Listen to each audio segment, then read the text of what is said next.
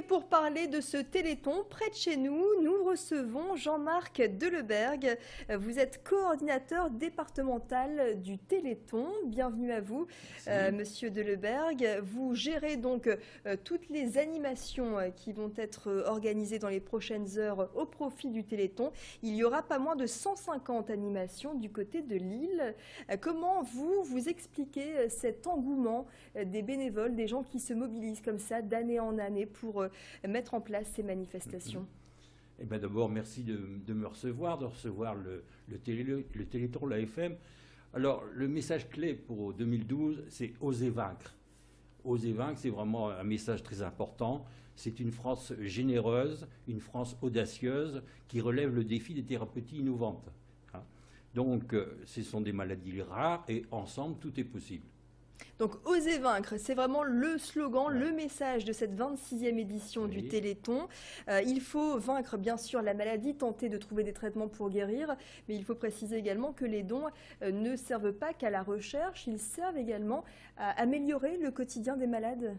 Bien sûr, les dons que les Français peuvent faire à l'AFM Téléthon ne servent pas uniquement pour la recherche, bien qu'il y a à peu près, je vais citer quelques chiffres, il y a 60 partenaires nationaux, il y a 200 000 bénévoles en France, il y a 53 000 associations, il y a 10 000 communes qui participent, et tout ça, c'est vraiment quelque chose d'énorme pour la recherche. Alors, il n'y a pas seulement qu'au niveau de la recherche, mais il y a également dans chaque département, et il y en a un ici dans le Nord, une association de parents de malades. Il y a également un bureau régional de l'AFM qui sont là pour aider, gérer, soutenir financièrement, mais moralement, les aider aussi à tout point de vue pour que les gens, les personnes qui sont disons, malades, soient un peu réconfortées.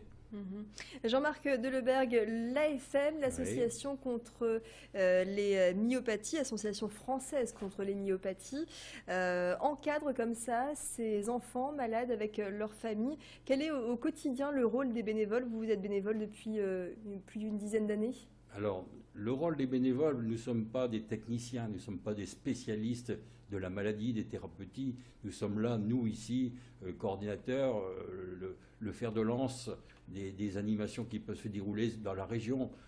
Et notre rôle, c'est de guider, d'aider, animer, proposer des animations, convaincre les mairies, convaincre les institutions, convaincre plein de monde qu'il faut qu'ils donnent à l'AFM Téléthon.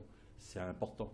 Ça prend du temps de préparer une édition du Téléthon? Alors, à la coordination de Lille, nous sommes 7 personnes. Ça nous prend 10 mois de l'année, à peu près 20 heures par semaine. Et puis ici, depuis septembre, ça nous prend vraiment un temps complet. Mais on le fait pour une bonne cause tous et on adore ça. Alors l'an dernier, pour la région Nord-Pas-de-Calais, les bénévoles ont pu récolter 4 700 000 €. C'est pas rien. Quels sont vos objectifs pour cette nouvelle édition? Alors 4 700 000 €, c'est vraiment un chiffre clé et important. C'est un des plus beaux chiffres de département en France. On espère bien faire mieux. Toujours difficile dans ces moments où en France, au niveau social, c'est pas évident. Mais pourquoi pas arriver à faire 10 à 15% de plus que l'année passée? Il faudrait.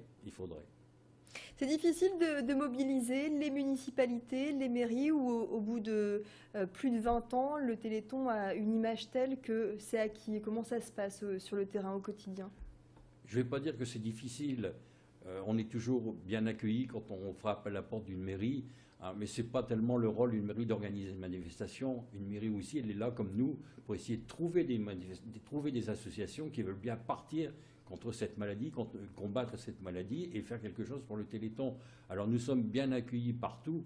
Pourquoi? Parce que le Téléthon, c'est télévisuel et ça porte une belle image quand même de ce qui est fait en France. Si un jour il n'y a plus de télé, le Téléthon, ce sera beaucoup plus difficile. Mais on y arrive. Et tous les ans, sauf peut-être l'année passée ou dans le Nord, il y a 2 ans tout au moins, il y a eu des mauvaises conditions climatiques et ça a été très difficile de relever le défi. Mais on espère bien cette année, encore une fois, au moins égaler ce qu'on a fait l'année dernière. Est-ce que vous craignez, justement, vous parlez des conditions climatiques, il semblerait que ça s'arrange. Est-ce que vous craignez pour cette édition?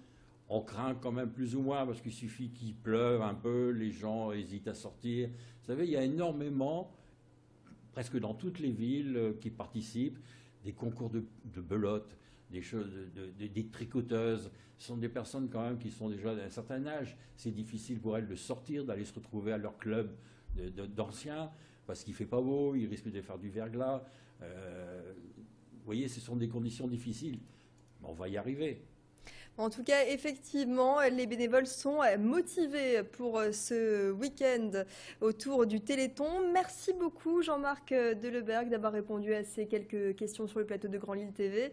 On va rappeler que le Téléthon se poursuit, donc on va rappeler également ce numéro, le 3637 pour effectuer un don. Et c'est un numéro qui d'ailleurs restera actif au-delà de cette période du Téléthon jusqu'à vendredi 14 décembre.